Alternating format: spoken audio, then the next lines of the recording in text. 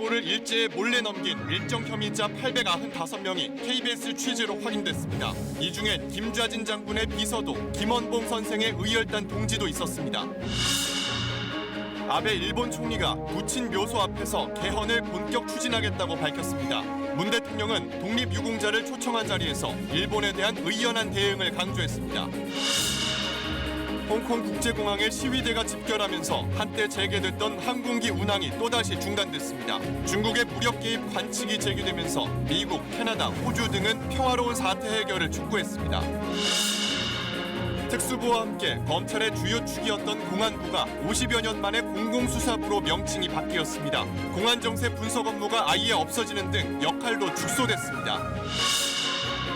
철거 중에 건물이 넘어져 4명의 사상자를 낸 서울 잠원동 사고와 비슷한 공사 현장이 곳곳에서 발견되고 있습니다. 지자체 허가도 전문 감리도 없는 마구잡이식 공사 현장을 고발합니다.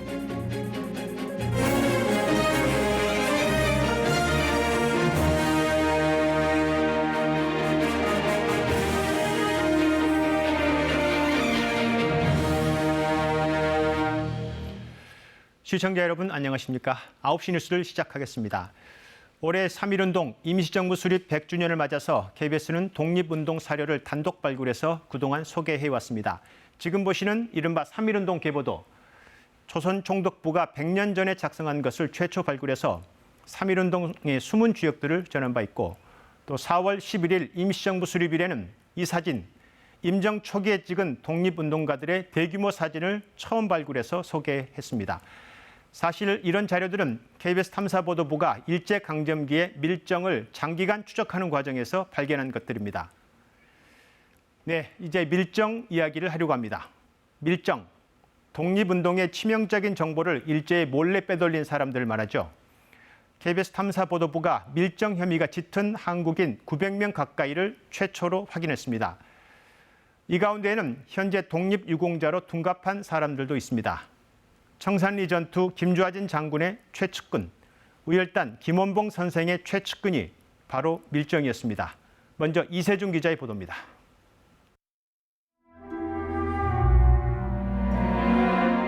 대한 독립운동의 거목들 주변에는 늘 밀정의 그림자가 따라붙었습니다. 대한민국 임시정부가 수립되고 그 이듬해인 1920년, 김좌진 장군은 청산리 일대에서 일본군을 상대로 대승을 거뒀습니다. 취재진이 입수한 일본 기밀 문서, 김좌진 36세 총사령관, 특기는 검술, 사격, 유도, 승마, 신장은 6척 1촌이고 얼굴은 타원형이다. 이장영, 이범석 선생 등 독립군 간부들의 개인별 특징까지 상세히 적혀 있습니다. 특기와 외모, 직책까지 일목요연하게 정리되어 있습니다. 핵심 간부가 아니면 알기 힘든 내용. 동지들의 비밀 정보를 일제에 밀고 한 사람은 누굴까?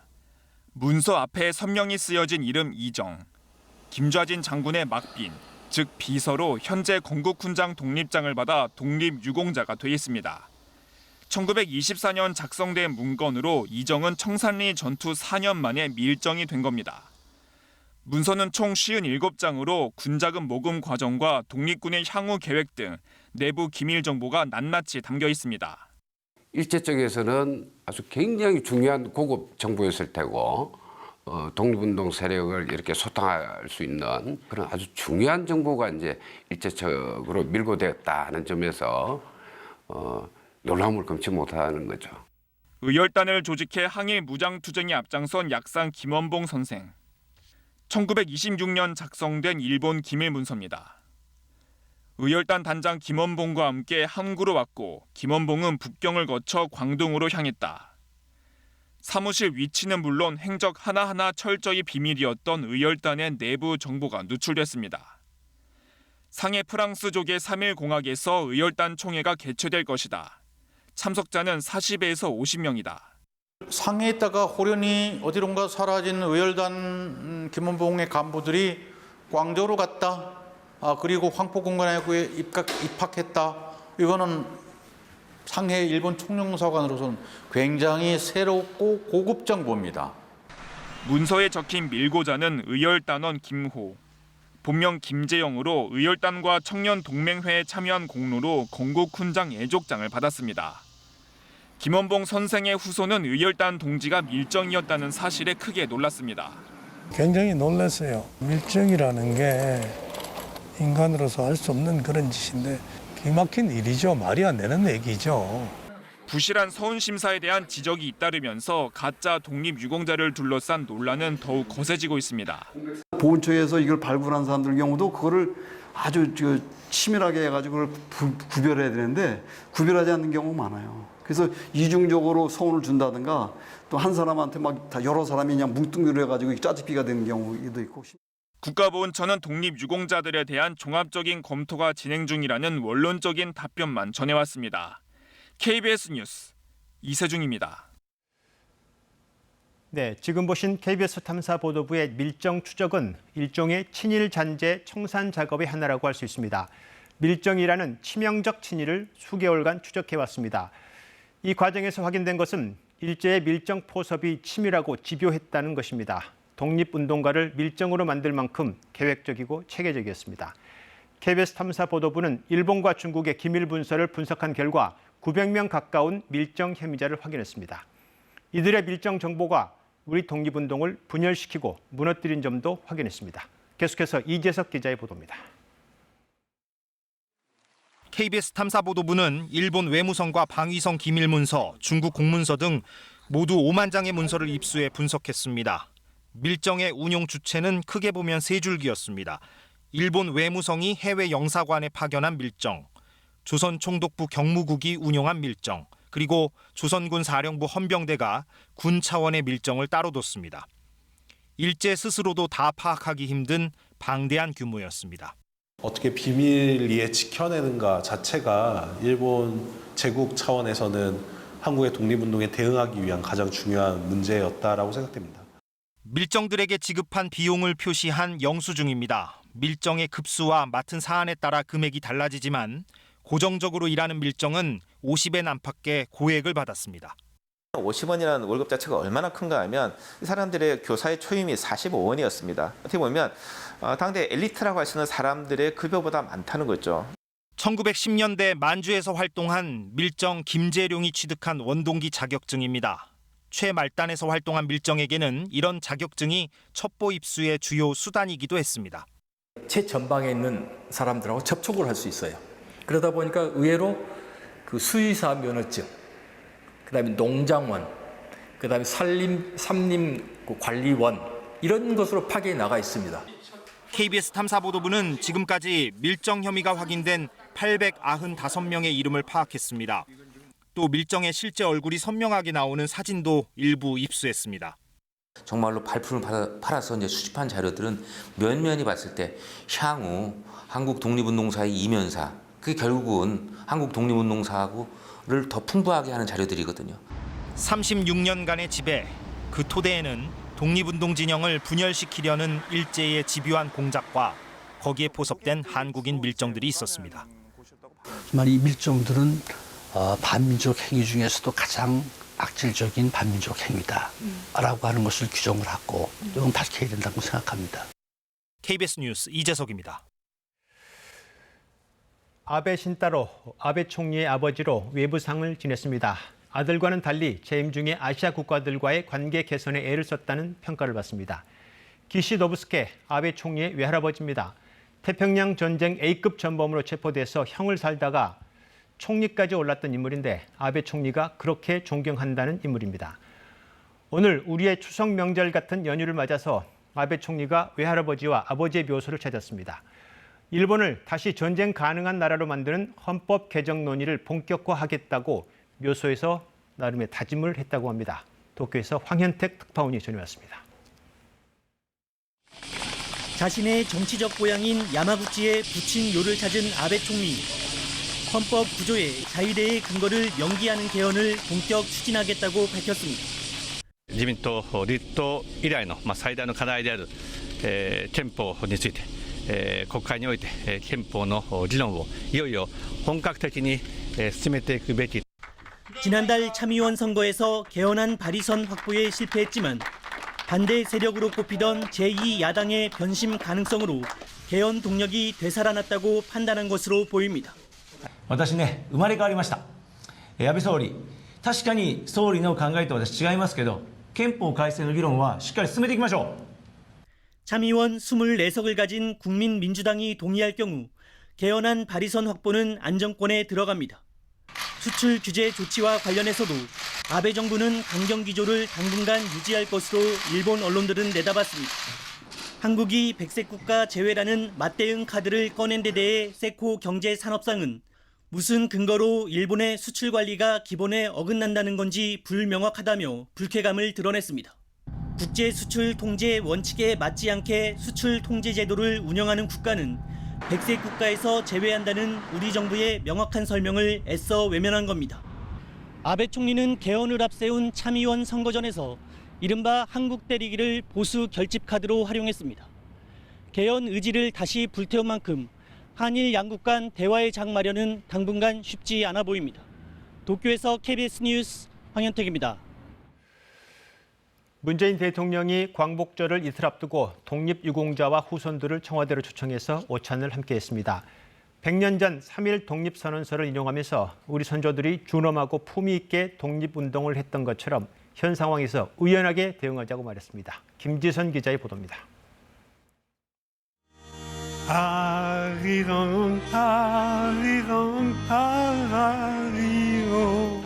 60년 만에 공적을 인정받게 된 독립운동가 홍재하 선생의 아들은 아리랑을 불렀습니다. 유관순 열사가 독립을 꿈꾸며 서대문 형무소에서 불렀다는 노래도 청와대에 퍼졌습니다.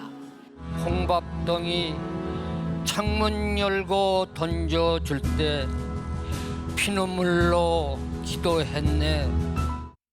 광복절을 앞두고 애국지사와 후손 등 160여 명이 청와대로 초청된 자리.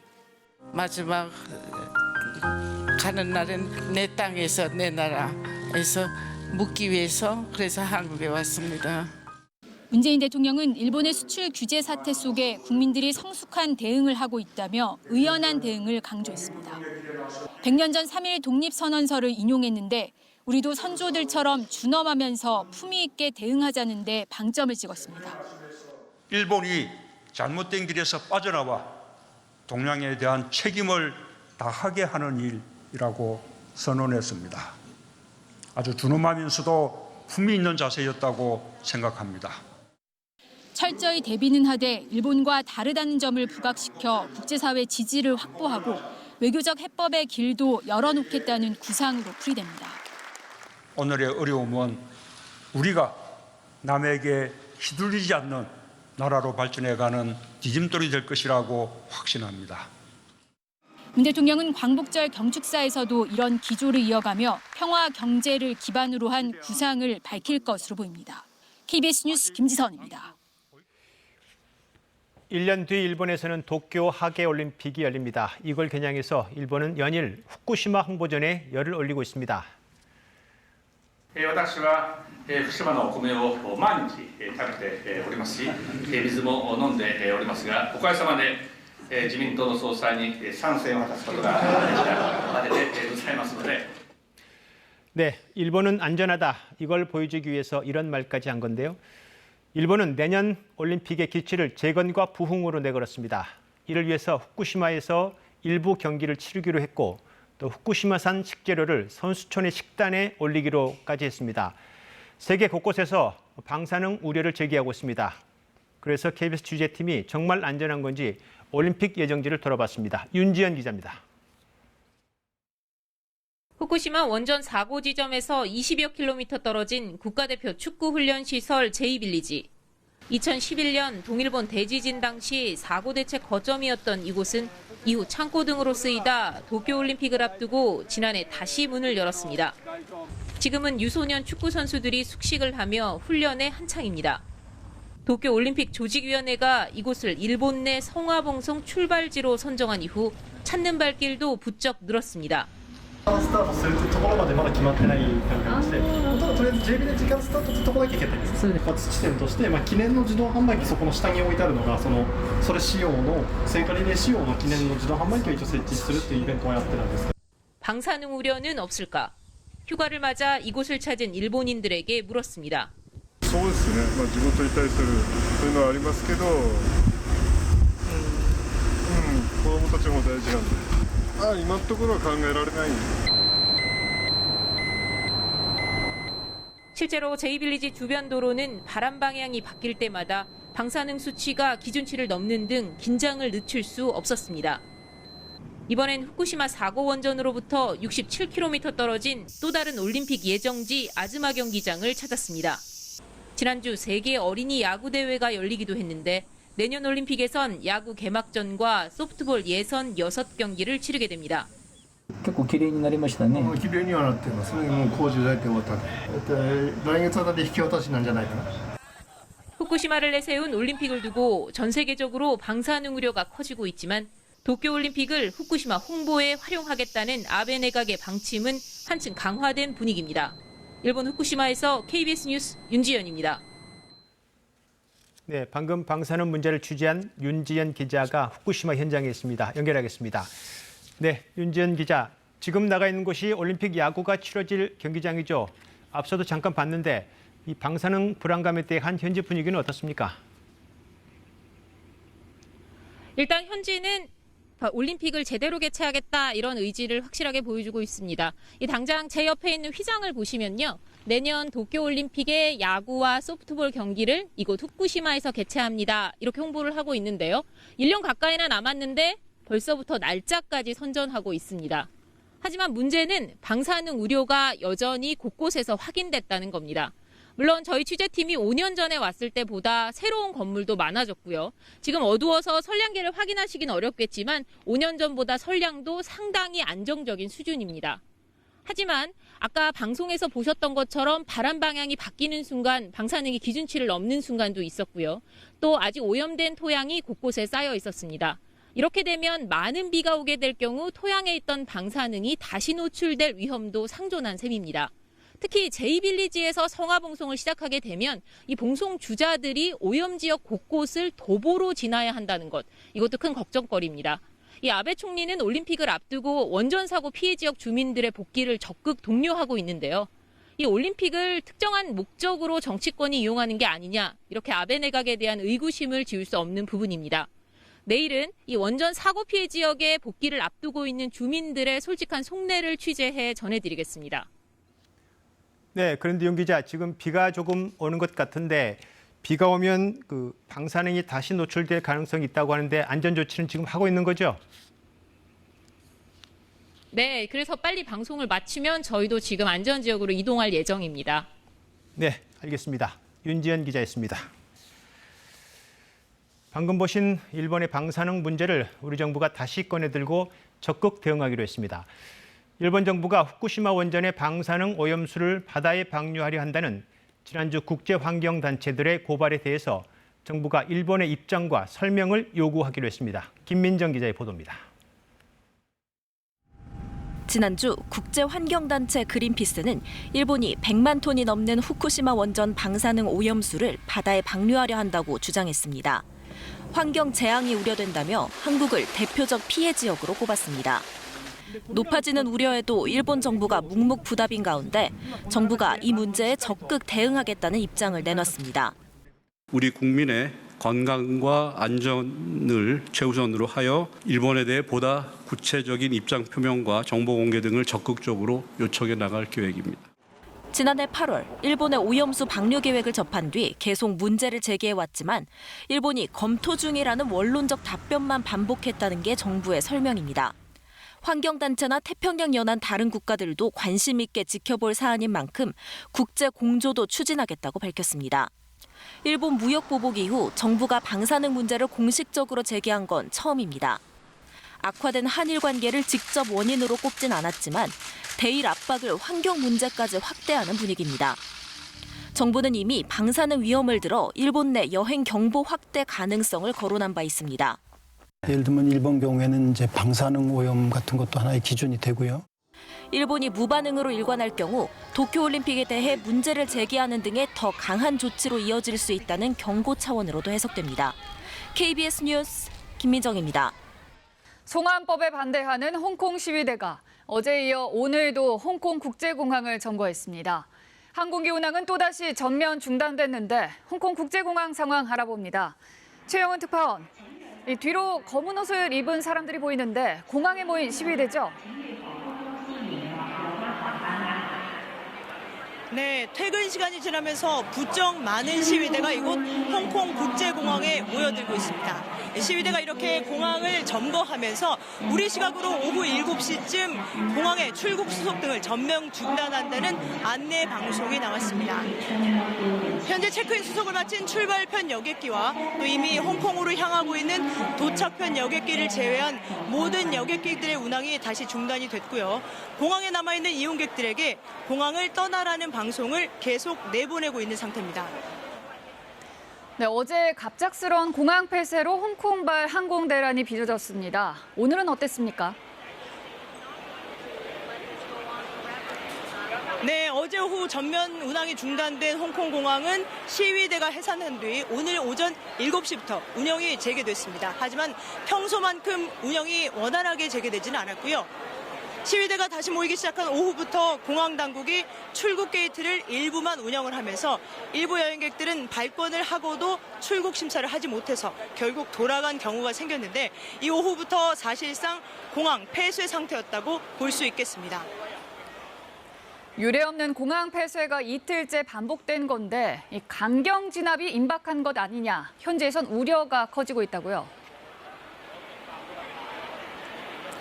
네, 캐리람 행정장관이 시위대를 오늘 맹비난하면서 강경 진압 논란에 휩싸인 경찰들을 옹호하고 나섰습니다. 이 캐리람 장관은 시위대가 홍콩을 멸망으로 이끌 시면으로 밀어넣고 있다, 이렇게까지 표현을 했는데요. 자, 그리고 어제 경찰이 공개 시연을 했던 물대포차가 다음 달 초 진압 현장에 투입될 걸로 보인다는 소식도 나왔습니다. 자, 여기에 중국 최고 지도부의 베이다이어 회의에서도 본토 병력의 홍콩 투입 여부를 논의하고 있는 것으로 알려지면서 홍콩의 긴장감은 더욱 커지고 있습니다. 네, 홍콩 국제공항 현지에서 최영은 기자였습니다. 네, 이렇게 중국이 무력 개입에 나설 수 있다는 관측이 일면서 미국과 캐나다, 호주 등이 평화로운 사태 해결을 촉구하고 나섰습니다. 중국 정부는 강경 진압을 비판한 미국 정치권에 대해 내정 간섭하지 말라고 강하게 반발하면서 홍콩 사태는 서방과 중국 사이의 자존심 싸움으로 번지고 있습니다. 홍석우 기자입니다. 캐나다와 호주 두 영연방 국가의 총리들이 홍콩 시위를 평화적으로 해결할 것을 중국 당국에 촉구하고 나섰습니다. Chinese citizens in their concerns around the decisions that the local authorities and Beijing have taken. 홍콩계 자국민 보호를 이유로 공개 압박에 나선 겁니다. Of course, we're concerned, particularly because of the number of Australians, residents and citizens that are in Hong Kong. 로이터 통신은 캐나다 국적의 홍콩 거주자만 해도 30만 명에 이른다고 보도했습니다. 존 볼턴 미 국가안보 보좌관도 홍콩의 자치권을 보장한 주권 이양 협정을 이행하라고 중국에 촉구하며 영국 관리들과 이 문제를 논의했다고 밝혔습니다. 중국은 특히 미국에 대해 내정 간섭을 하고 있다며 국제법을 준수하라고 반발했습니다. 미 상원 공화당 원내대표인 맥코널 의원이 자신의 트위터에 폭력적인 진압은 용납할 수 없다며 홍콩 시민들이 용감하게 중국 공산당에 맞서고 있다고 쓴 내용을 문제 삼았습니다. 중국 당국은 급진 시위자들의 폭력 행위가 극에 달하고 있다면서 한 국가 두 체제를 의미하는 일국양제의 마지노선을 건드리고 있다고 경고했습니다. KBS 뉴스 홍석우입니다. 이 홍콩 사태는 미중 무역 갈등으로 침체 우려가 나오는 세계 경제에도 큰 악재가 되고 있습니다. 뉴욕 증시와 유럽 증시에 이어 아시아 증시도 오늘 일제히 하락했는데요. 홍콩 사태뿐 아니라 세계 곳곳에서 악재가 돌출되며 미국의 기준금리가 제로금리까지 떨어질 것이라는 전망까지 나왔습니다. 뉴욕 김철우 특파원입니다. 예고 없이 하늘길이 끊긴 아시아의 금융허브 홍콩. 세계 증시에도 악재가 됐습니다. 미국과 유럽의 주요 지수가 동반 급락한 데 이어 날이 밝으면서 홍콩은 물론 일본과 중국, 인도 등 아시아 증시에도 급락 도미노가 이어졌습니다. 미중 무역 전쟁으로 세계 경기 침체 우려가 커진 상황에서 불안해진 홍콩의 미래가 투자 심리를 더 위축시켰습니다. 홍콩 시위가 금융 허브의 위상을 흔들 수 있고 진행 상황에 따라 미국과 중국의 대립을 더 심화시킬 수 있기 때문입니다. Hong Kong could create a short-term sell off in the markets. That's absolutely possible. 미국에선 홍콩 사태가 미중 무역 전쟁보다 세계 경제에 더 큰 충격을 줄 수 있다는 경고도 나왔습니다. 시위 진압에 중국군이 투입된다면 국제 자본시장은 물론 세계 경제에 엄청난 충격을 줄 거란 얘기입니다. 홍콩뿐 아니라 악재는 세계 도처에서 불거졌습니다. 아르헨티나에서는 좌파 후보가 대선 예비 선거에서 압승해 포퓰리즘 우려가 커지면서 페소화 가치가 30% 추락했고 주가도 37% 폭락했습니다. 이탈리아의 정치 불안과 영국의 노딜 브렉시트 우려가 커진 것도 세계 경제엔 걱정거리입니다. 월가에서는 연준이 금리를 계속 낮춰서 미국의 기준금리가 제로 수준으로 떨어질 수 있다는 전망까지 나왔습니다. 그만큼 여기저기서 불거지는 악재로 인해 세계 경제의 침체 우려가 커졌다는 얘기입니다. 뉴욕에서 KBS 뉴스 김철우입니다. 서울에 살던 탈북민 어머니와 6살 배기 아들이 숨진 지 수개월 만에 뒤늦게 발견됐습니다. 경찰은 이들이 굶주려 사망했을 것으로 보고 있습니다. 자살과 타살의 흔적이 발견되지 않았다는 겁니다. 수입이 거의 없었고 외부와의 교류도 끊긴 채 살아온 것으로 보입니다. 박영민 기자의 보도입니다. 서울 관악구의 한 임대 아파트입니다.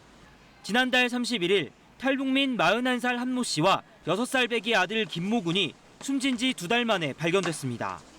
보니까 마네킹 같은 게 쓰러져 있더래. 아내는 방에 있고 이 여자는 거기서 죽어 있었어. 아파트 관리인의 신고를 받고 출동한 경찰은 집 안에 숨져 있던 2사람을 발견했습니다. 당시 집 안에는 고춧가루 말고는 음식물이 하나도 없었던 것으로 알려졌습니다. 경찰은 이들에게 자살이나 타살의 흔적이 발견되지 않았고 아사일 가능성이 높다고 전했습니다. 숨진 한 씨는 올해 초 생계를 책임지던 남편과 이혼하면서 일정한 직업과 소득이 없었습니다.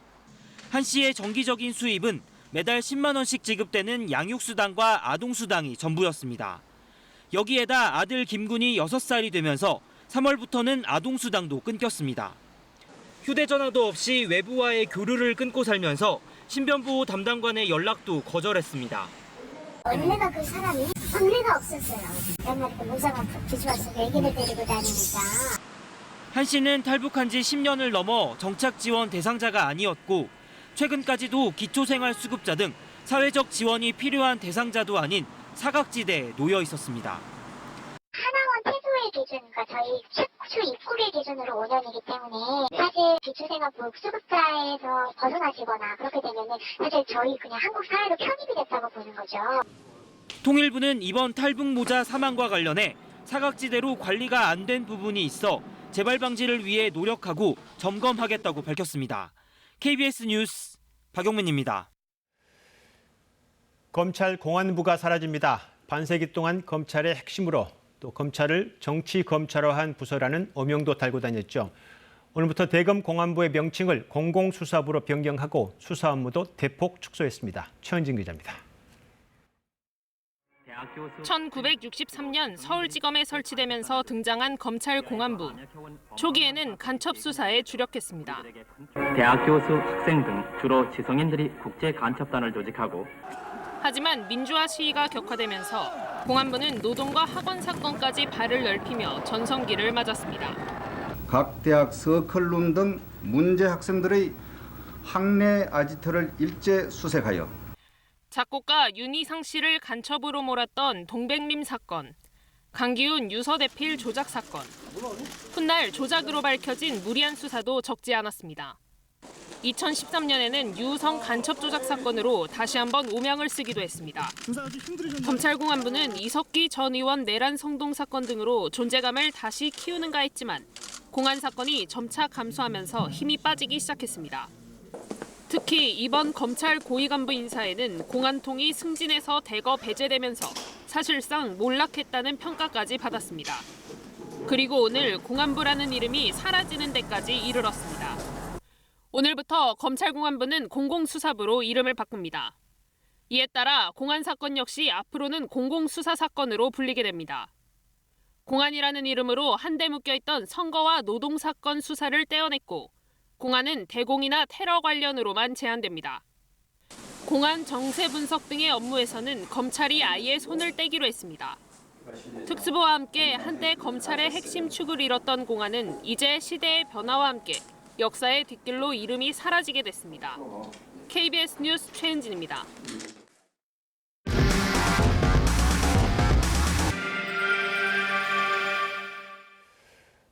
현장 K입니다. 4명의 사상자를 낸 잠원동 붕괴 사고 한 달여 전쯤 있었죠. 이번엔 제2의 잠원동 붕괴 사고가 우려되는 현장을 고발하겠습니다.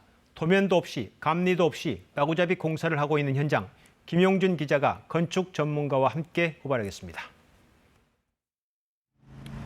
서울 성수동의 수제화 제작소와 카페가 밀집된 거리에 나왔습니다. 이곳은 이른바 신흥 핫플레이스로 불리면서 유동인구가 점점 많아지고 있는데요. 그런데 이곳에 그 흔한 공사 현황판도 없이 이 가벽만 세운 채로 건물 공사가 이루어지고 있다는 곳이 있다고 해서 찾아와 봤습니다.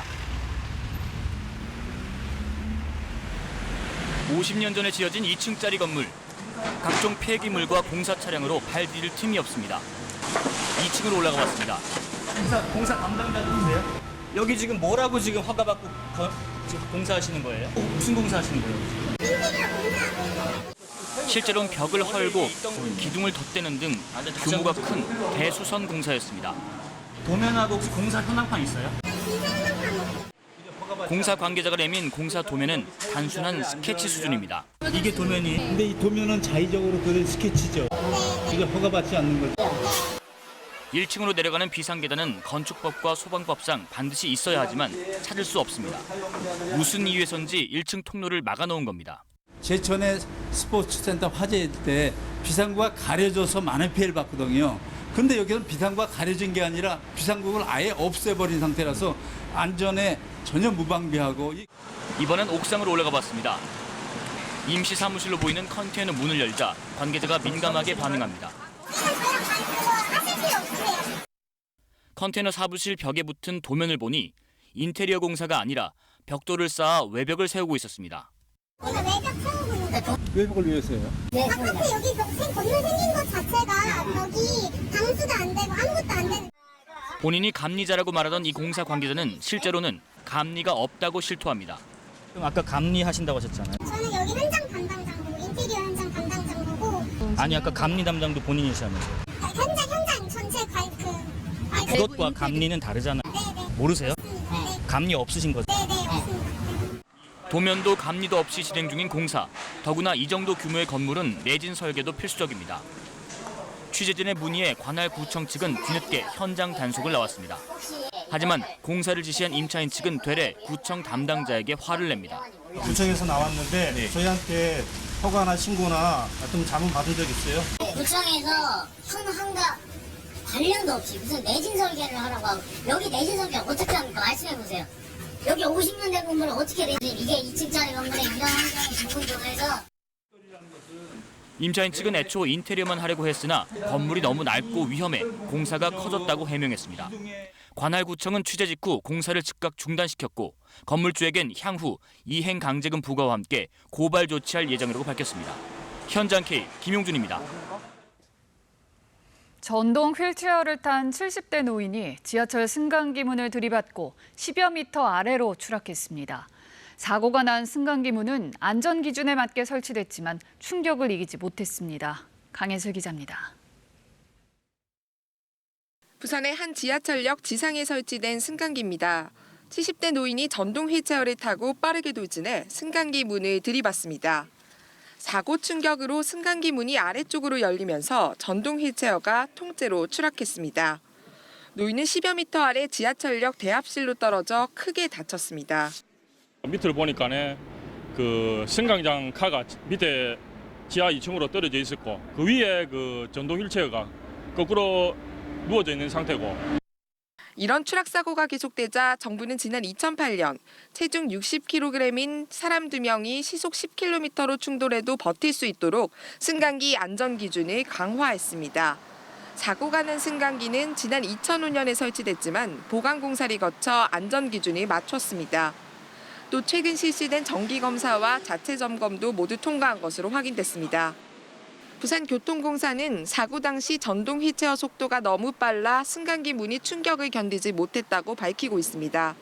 최소 100km 넘었거든요, 이 사람은. 그중에서 계속 가속도로 와가지고 한 번도 안 늦고 와서 박으면 실제로 어디 지하철에 어느 가도 전부 다 이제 그게 다 떨어집니다.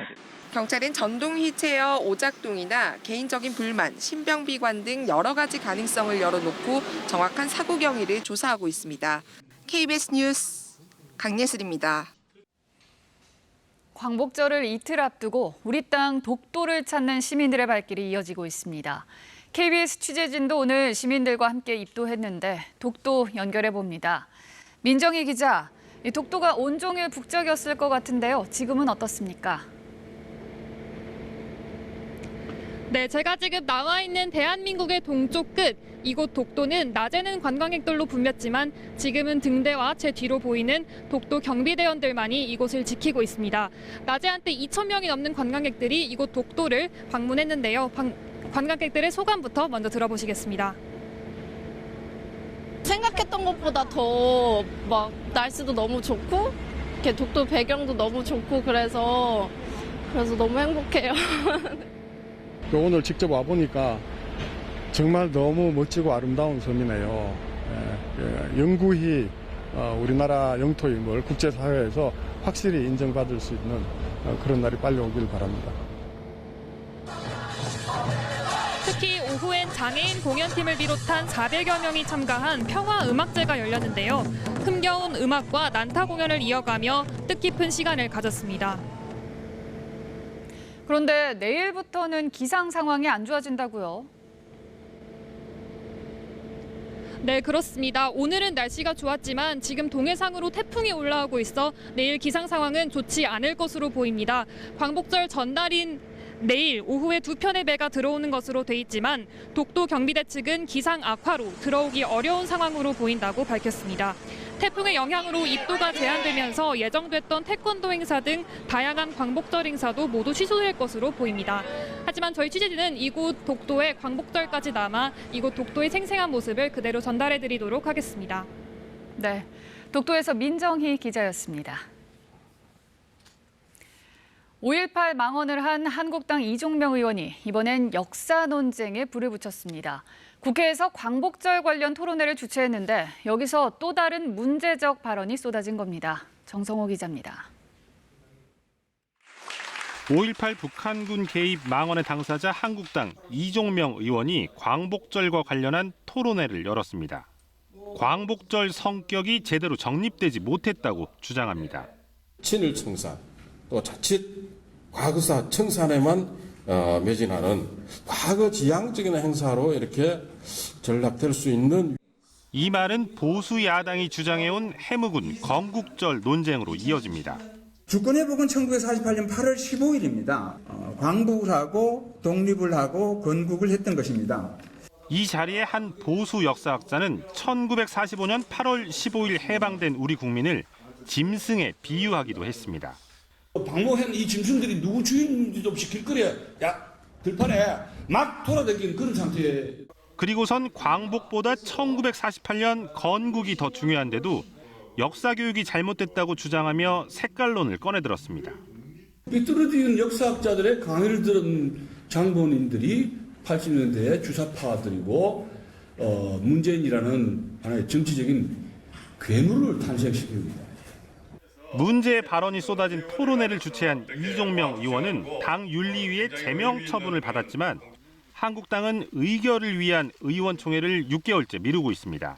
KBS 뉴스 정성호입니다. 네, 뉴스 주민 시간입니다. 정윤섭 기자 나와 있습니다. 네, 정 기자 오늘 소식은요? 네, 보시면은 홍준표 전 한국당 대표의 페이스북인데요. 거기다 달린 댓글들입니다. 좌파들의 행동과 똑같다. 홍준표의 행동들이 우파를 망치고 있다. 그러니까 홍 전 대표를 향한 비난 댓글이죠. 조금 상황이 지금 아이러니한 것 같아요. 홍 전 대표가 좌파다. 좌파로 몰리는 상황인 거죠. 이게 그 책 때문인 거죠.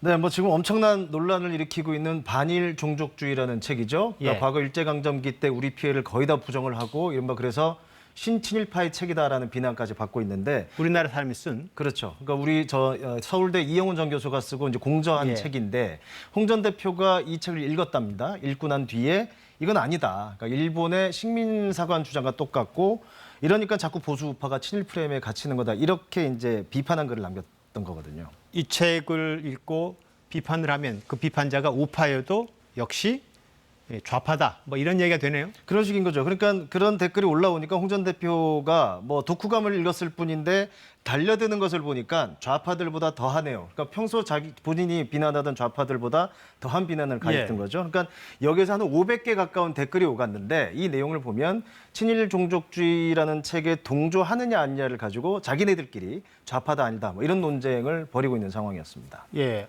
한국당의 장제원 의원도 이 책을 읽고 비슷하게 홍역을 치렀다고요? 그렇습니다. 뭐 책을 읽는 동안 심한 두통을 느꼈다, 불쾌감을 느꼈다 이런 글을 남겼는데 거기에 댓글에서도 비슷한 상황이 펼쳐지고 있었습니다. 사실 홍 전 대표나 장제원 의원 하면은 한국당에서도 대표적인 약간 우파적 캐릭터라고 볼 수 있는데 그렇죠. 이게 이렇게까지 논쟁이 붙을 정도로 책이 지금 문제가 되고 있군요. 그 일종의 보수 진영 내에 논쟁이 좀 벌어지고 있는 거라고 볼 수 있는데요. 한 보수 유튜버 방송의 제목입니다. 반일 종족주의 책이 우파를 괴멸할 위험성이 크다. 이게 뭐냐면 그러니까 이 책이 워낙 문제가 많은데도 일부 극우 인사들이 이 책의 내용에 동조를 하고 그런 식으로 보수 내 갈등으로 번지다 보니까 아무리 뭐 일부 얘기를 하더라도 그러다 보니까 이제 나오게 된 우려로 이제 추정은 되고 있습니다. 근데 사실 극우라고 하면 보통 자기 민족 제일주의, 뭐 나치가 그랬듯이 아리안 민족 최고 이런 거잖아요. 그런데 왜 이 극우 이 책은 우리 민족을 부정하고 친일을 하는지 약간 이해가 되지 않는 상황으로 보여요. 상식적으로 이해되지 않는 상황이 계속 벌어지고 있는 거죠. 그러니까 이와 반대되는 좀 전혀 다른 상황을 좀 보여드릴 게 있는데요. 여기 보시면은 지금 이제 반일 이제 운동이 확산되고 있는데 오늘 낮에 서울 도심에서 열린 그 아베 정권 규탄 집회 장면인데요. 이 집회의 주최자는 한국자유총연맹입니다. 약간 이색적이네요. 한국자유총연맹 대표적 보수 단체인데 반아베 집회를 했다. 그렇죠. 그러니까 그 대표적인 국내 최대 보수 단체로도 불리는데 그 다음에 이제 장면을 보시면 오늘 이 행사에서 연단에 오른 사람 바로 함세웅 신부입니다. 이건 또 뭔가요?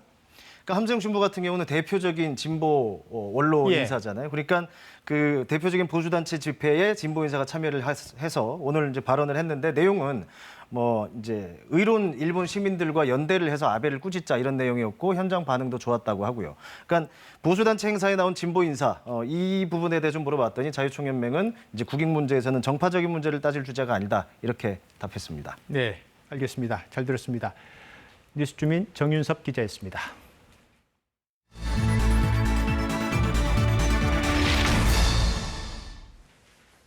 피서철만 되면 전국 해수욕장에서 이른바 자릿세 민원이 끊이질 않습니다.